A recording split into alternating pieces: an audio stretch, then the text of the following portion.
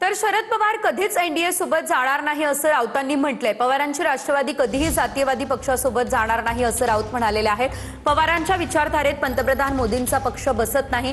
कोण कुणासोबत जातंय हा प्रश्न आज आमच्या समोर नाही असं पटोलेंनीही म्हटलंय।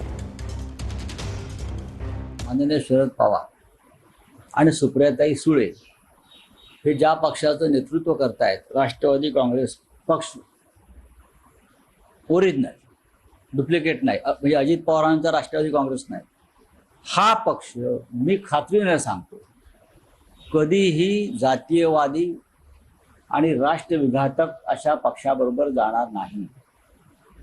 म्हणजे भाजपबरोबर जी विचारधारा आम्ही पवार साहेबांच्या अनेक वर्ष आम्ही अनुभवतोय, पाहतोय, त्या विचारधारेमध्ये नरेंद्र मोदींचा पक्ष बसत नाही। शरद पवार एनडीए सोबत जाण्याच्या परत चर्चा सुरू झालेली आहे।